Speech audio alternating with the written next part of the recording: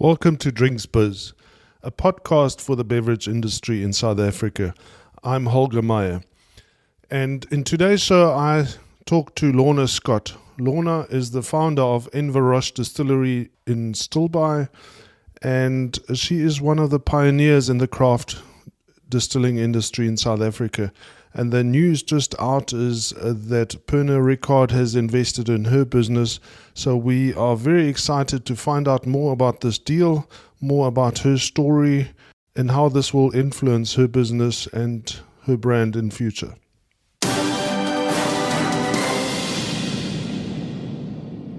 So welcome to today's show. And with me is the lady of the moment, I think, in the craft spirits industry. Welcome to the show, Lorna. Good morning, Holger. Thank you very much for having me. And where are you now? You say you're in Cape Town. Yes, I'm in Cape Town. Arrived here last night. We're just launching our second of my creative collections at the Element House. So I've got 3 evenings of introducing this new exciting product to the trade. So just away from home for a bit. Okay, and I just never realized that Stilbaai was really a long way from Cape Town. Yeah, no, it definitely is. At least 4 hours these days, especially when you come across the mountain. Yes. You get stuck in traffic. And that probably explains why I've never visited you. Well, you've got to remedy that. That's definitely a deal. Yeah, so I think I've been to most craft distilleries in South Africa, certainly to most of the craft breweries, and I don't think we've ever met. I feel as if I know you because I've been following you on Facebook, so one does get a sense of a proprietary kind of insight into how people who people are. So yes. Well. It is amazing when I can remember when I met the team from Barker and Quinn. They said if it wasn't for Facebook, we wouldn't know each other. I know, it's nuts. How did we communicate before all of this social media? How did we do it, and how did we start businesses, especially small businesses without social media? I know, gosh. Yeah, and you know what the funny thing is, and I have to share this with you. I was listening to a podcast, and I love podcasting, and there's a podcast called Liquid Acids. Yeah.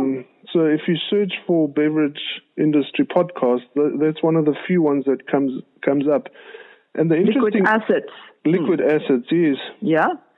And that particular podcast was about what drives mergers and acquisitions in craft spirits. And they were talking to a guy called Nick Papanikolas, or Nicolau, and he's the VP for Pernod Ricard's new brand ventures.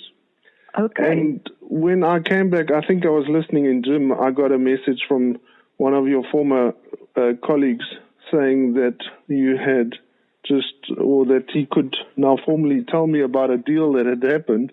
So tell us what happened.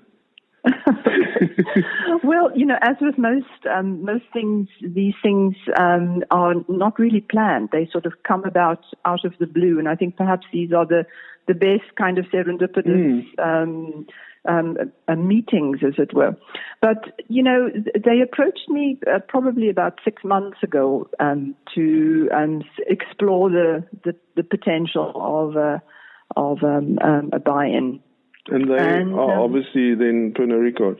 Yes, that's right. But at that time, I also had been approached by a couple of others. So it was just suddenly I was, the girl or the flavor of the month. And part of what I did on my side is to really do my homework to find out who these guys all were.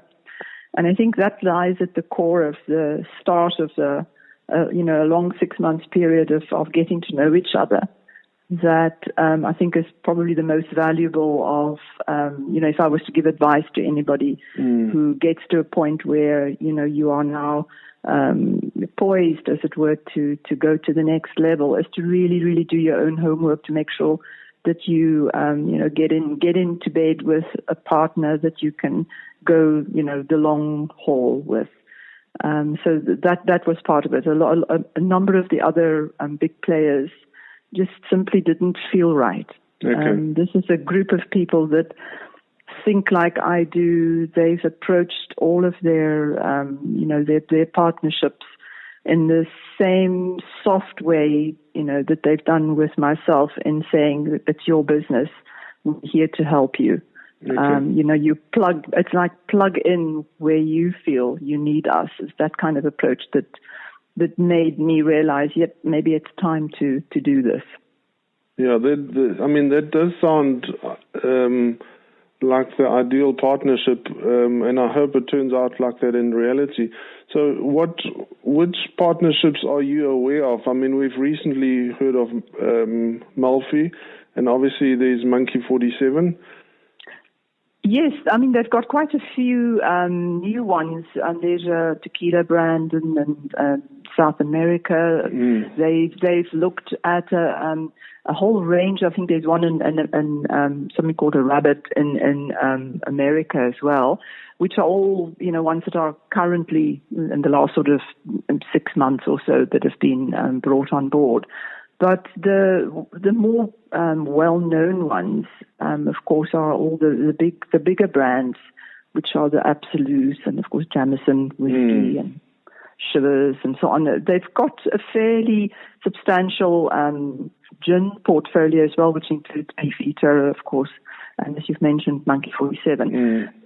But what they've done differently is that they've put the portfolios together to match the super premiums, the luxury brands, and so on, so that you sort of partner in a group. And I'm fortunate to be put into the luxury basket, as it were. And we're the first brand that they own in Africa. So in this sense, we're really, not just stoked, but privileged to have been selected out of all of the sub-Saharan countries and so on to be there first, to kind of represent not just the portfolio, but to open up the market for them in Africa, and obviously taking us to the world now. Mm-hmm. Is a partnership like this, does it mean a lot of money for you and your family, or is it more looking at the future? Well, no, there's a bit of both, but clearly, the confidential information I can't share. But sure.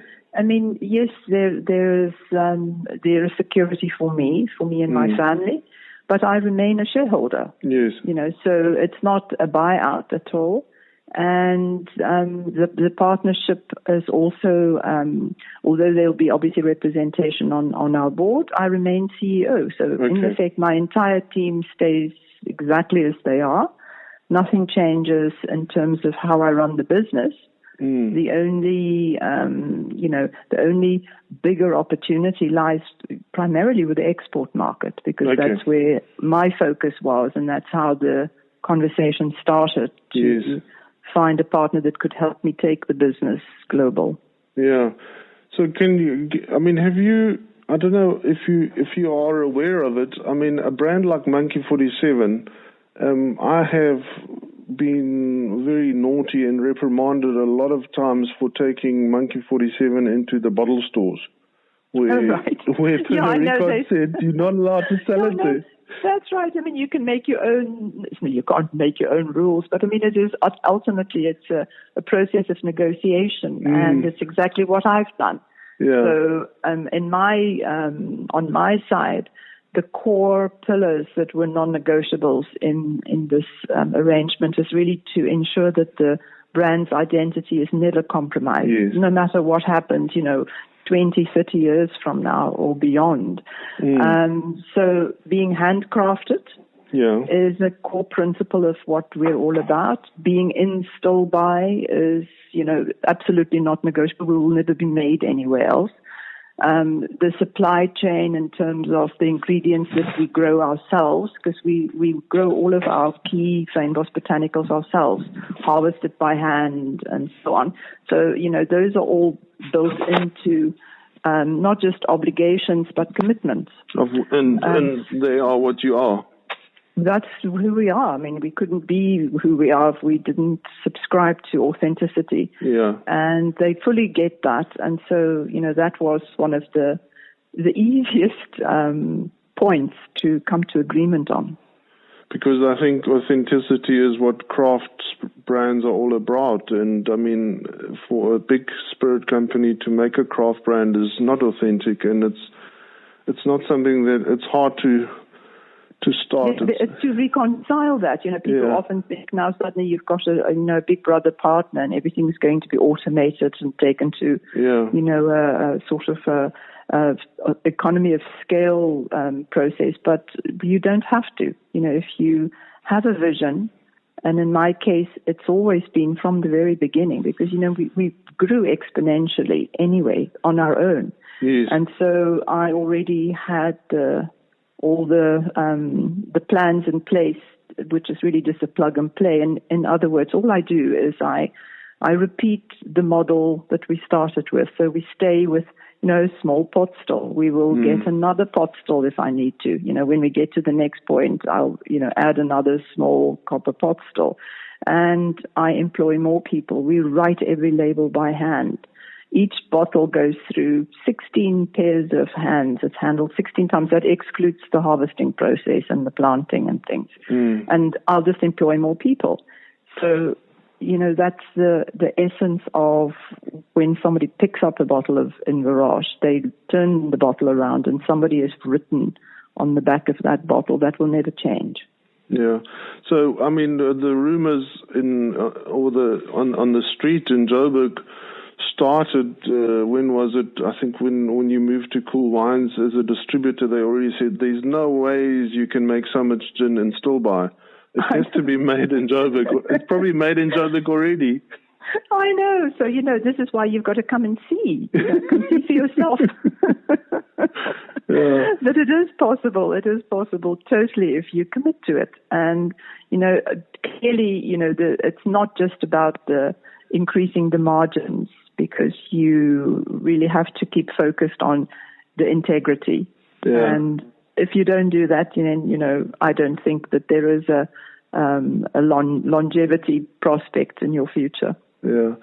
And negotiating with a company like Pernod Ricard, I mean, obviously there must be something from their side that they're looking for brands to partner with or to invest in, because otherwise you can't just start let's call it a fake brand, not an authentic brand, and expect them to invest in your brand. Well, exactly. And I think from their perspective, we obviously ticked all the boxes. And I think the fact that Pernod Ricard is the only, they're the second largest in the world, but they still run by the family. So it's still a family business. It's how they approach it, and even the way that they create the structures is very much family orientated. So it's very much about the people. It's about personalities. Of course, I have to learn to, avoid this thing of trying to communicate with a lot of French people. And my French is kind of non-existent. But the odd thing is you start speaking English with a French accent after a while, which is rather odd. Yeah, so... But that's all part of the learning curve. They have to learn to get some Afrikaans words in there too.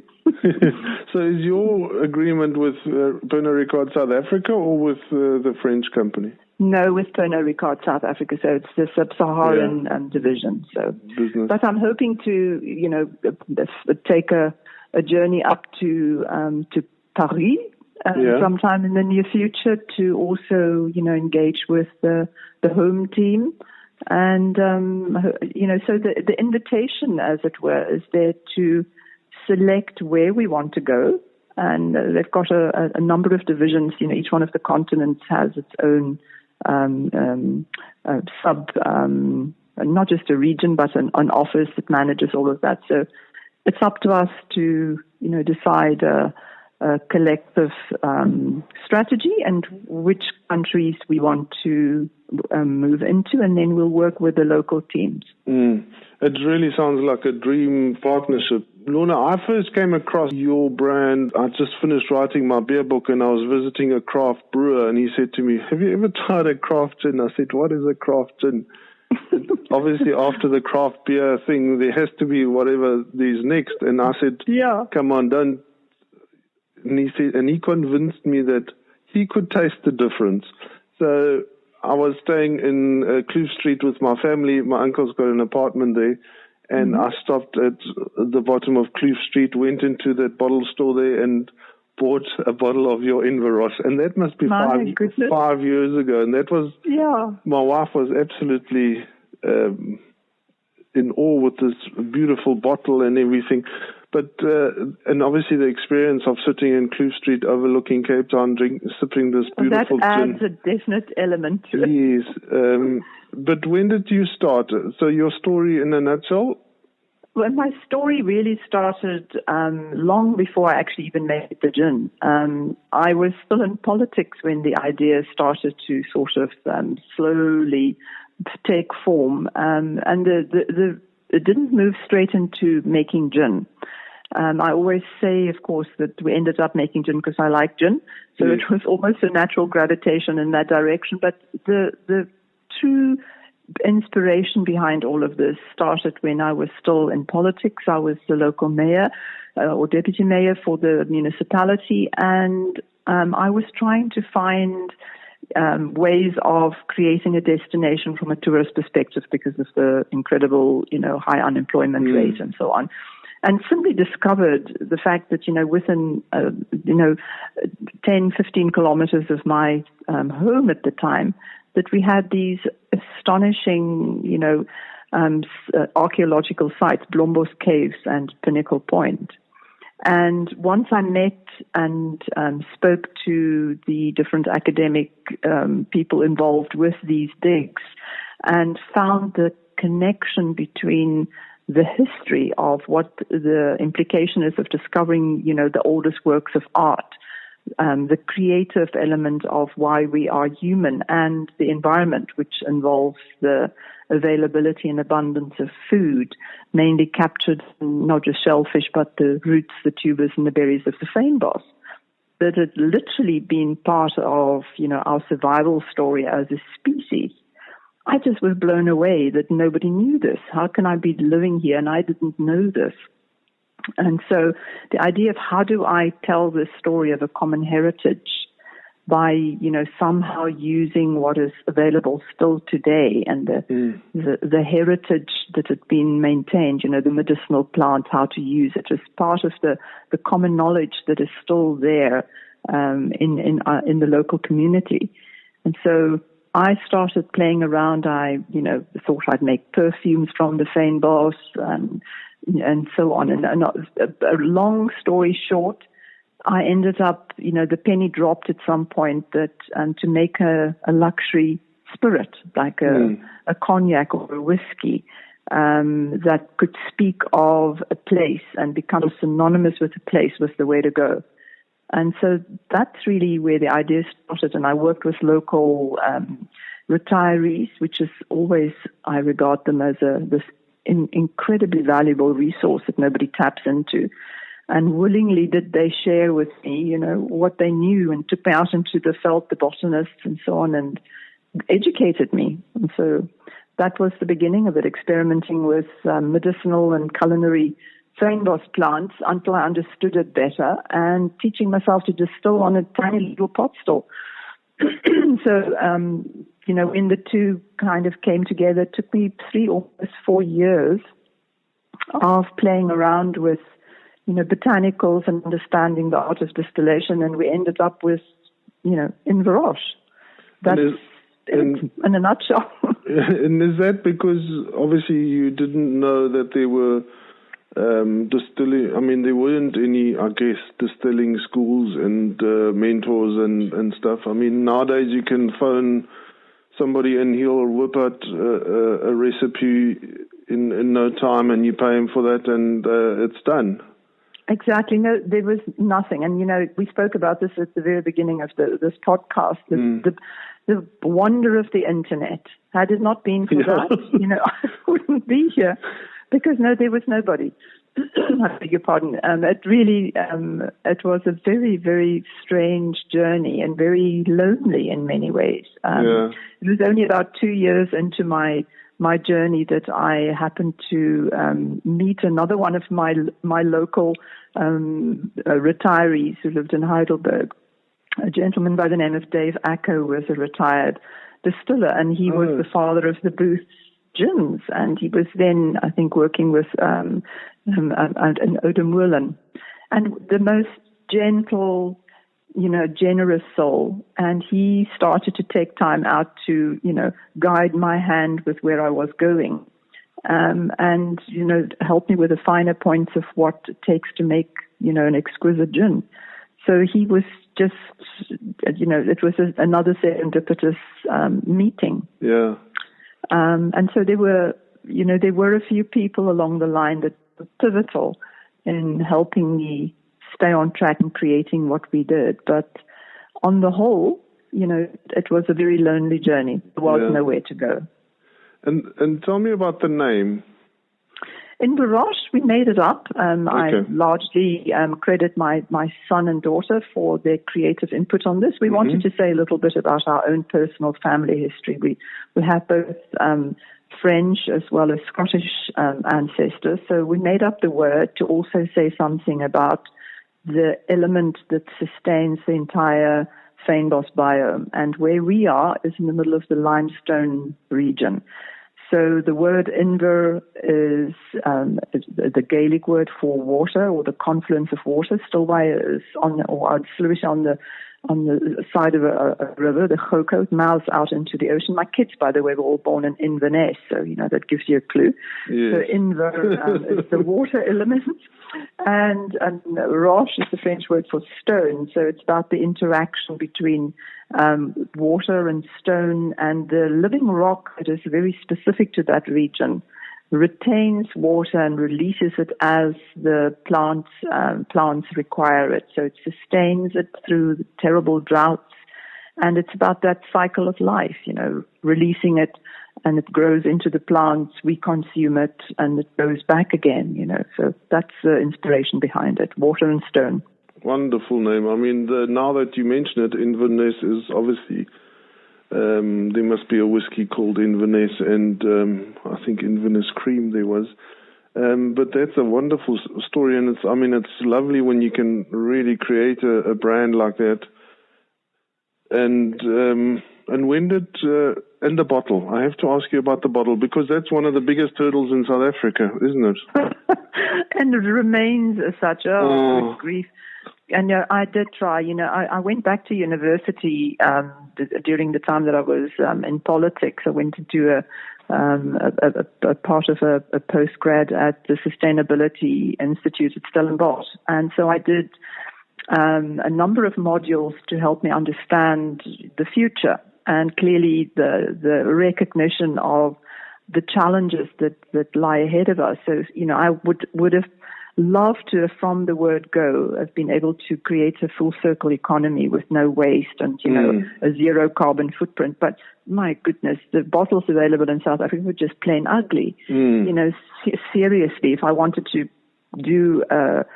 make a product that was gorgeous and, could sit like a bottle of Chanel perfume on a shelf, I had to get a bottle that would, do that for me. And so I had to import, and I still do, because there's still no choices. Yeah. It's a big business opportunity here for somebody. There's a choice between, I think it's called a 601 or a 701. Yeah. Okay, yeah. It is a massive problem, and it's obviously, there's a new industry forming around importing gin bottles, I think. Yes. But the design and everything, is that unique to you, or was it something off the shelf? It is just something off the shelf. Okay. But again, the choice being made is that the company that we buy them from in France has a sustainability range. So it uses less glass, less energy. So it has a certification But of course, they still come all the way from France, and then now we have to send them back again. You send them back to France now. Yeah. So I thought you had arrived, Lorna, when I started getting endless inquiries online from Germany about this Inverroche. Oh. I don't know what I did with the inquiries, but well, they must have worked, because we do, export to Germany now. So thank you for that. And I spoke to your importer maybe 2 months ago, and she said, Yvonne. Yeah, she told me that she'd been following me on Facebook, and she started importing all the stuff that I was talking about. So, that is so cool. So she created a little business around what I was talking about in South Africa, not knowing, awesome. And we had no contact whatsoever. Well, there you go again, the power of the internet and making networks work for you. Yes. Yeah, true. When you have truly arrived, and I say this with tongue in cheek, because my oldest brother when I take him to my local Tops where we have 500 different beers, he says, I don't drink home brew. And he doesn't, he drives a Land Cruiser, or he drives 2 Land Cruisers, and he drinks Johnny Walker Black. So when I saw him the other day, he said, do you want a gin? And normally I'm the one that brings the gins, and he took out a bottle of Tanqueray, and then he took out a bottle of Inverroche. And yeah. if it's in his collection, then you've truly arrived, because you're now on the same level as Johnny Walker Black and Land Cruiser. Oh, that makes me feel good. Oh, thank you for sharing. Yeah, because you're good so company fussy. to keep. Yeah. Yeah. Okay, and where to from now? Does rum play a part in this whole thing, or is it purely gin? No, we do have rum, but my rum, I started making that before I made gin, and this is always an interesting little aspect to, why did we make rum? And it was really partly to do with the fact that it was one way of me teaching myself how the whole process of fermentation and distillation works. So, I had to find, that knowledge base. And so I got molasses, and I went through the whole thing, sensing internet, research. This is how you ferment molasses. And trial and error, and we ended up making rum and putting it in barrels, and it sort of sat there. And so we made a limited amount. We did this for about 3-4 years. And so that's it. So, by the time it was ready, the first 7-year-old, we bottled all of that. And so the next release, which is our 10-year, which is now 10 years since we made the first one, is limited to what we've made. So, and we've always only just really made that available at the brand home. And we'll probably, still do as we've done, just available at a few select stores. But it wasn't part of the main story, and yet it's also got a life of its own. Basically, when I let people know that we're about to release, it sells out. We just sell out before we actually release it at the brand home.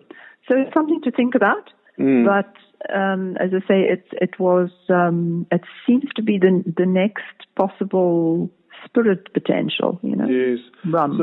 So Lorna, I must apologize, because we in the trade we said 7-year-old rum. She hasn't even been around that long. Well, now she bought it at Odermolen. No, I made it myself. With all that whole mess of, melting the molasses with a big donkey outside in the garden. Oh, good grief. But luckily, as I say, that was done at the very beginning, even before we did the gin. So now it's a dedicated gin distillery. We run rum schools, which are just really creating spiced rums. And that is just sort of one-offs by arrangement.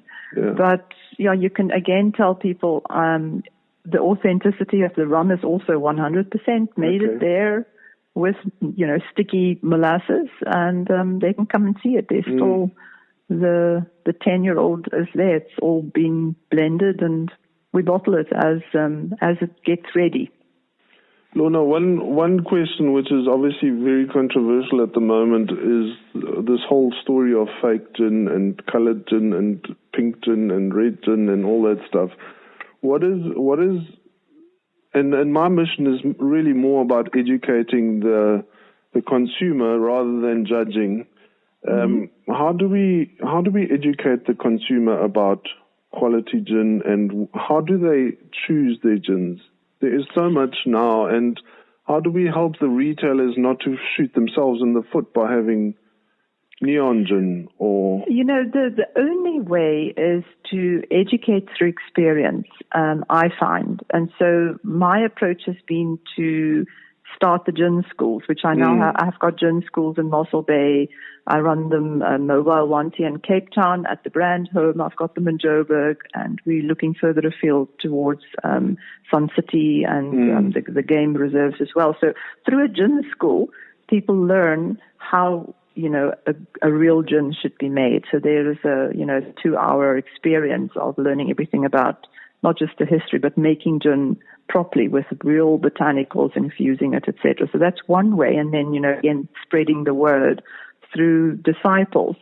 But as far as the retailers are concerned, you have the challenge also of how do you educate them. And I think the only way to really do that is through inviting them. In my case, I bring in not just the mixologists and the restaurant owners and chefs, but we also invite retailers to come along so that we can educate them. And the alternative is just to do tastings. When everything is said and done, the proof of the pudding, put 2 gins next to each other, one which has just been flavored with a ready mix or colored with an artificial pink thing or blue, and let them taste, an authentic, infused with real botanicals gin versus one that is not, and they will know. That's my only advice. Yeah, and because the liquor authorities or DAF or whoever controls this thing, I mean, they obviously also caught a little bit off guard with this whole gin explosion and this fight. And my friends at Distillery are saying they're working on trying to rewrite the legislation. And I mean, I want to use an example. When 5 or 8 years ago, we had a brand, we had a flavored tequila. It was called Arriba Bubblegum Tequila, and obviously there was no tequila in it. So, but we created this perception of having a bubblegum tequila. But in the end, what we did when we got confronted is we just dropped the name tequila and we just called it Arriba Bubblegum. And the perception was still that it was a tequila. And I guess I have seen some gins where the brand is stronger than the category, so they just call it by its name, and they drop the word gin. But people the general consumer aren't really educated to understand the words on the labels as defining the product for what it is.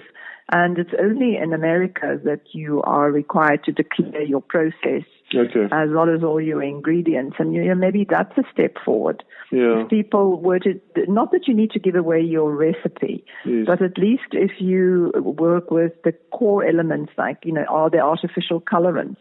Are there artificial flavorants being used? And even if they're nature identical, they're still not, real botanicals. Yeah. So, by definition, perhaps there's a middle road to protect proprietary information about the actual botanicals or, the specifics around it, but at least be, not forced, but encouraged to declare. And somehow there's got to be a checks and balances from some authority to make sure that is the case. Because just willingly joining an organization like a guild or something doesn't mean anything. No. There's no oversight that would give the kind of assurance that the consumer could then trust. Yeah. So maybe that's another route to go. Okay. And so just mention again, you said something about a brand home. Is that in Cape Town? No, I've got, what I have is I have an arrangement with a number of the more prominent bars and so on, where we run little gin schools. We've got a little mobile distilling, like we've just done last night, for example, at the Element House. We've done it at the One and Only. So we come along and we have a group of people. They all work together. We design recipes, etc. And then you make the gin right there because it's a little mini mobile still. And we do the whole, thing. So it's a mobile facility that we've got arrangements with select clients. But the permanent gin schools that we run, of course, are at our brand home in Stillby. And we've got one at the Gannett in Mossel Bay. And then, and as I said, the others are still in process, but will be open soon. Okay.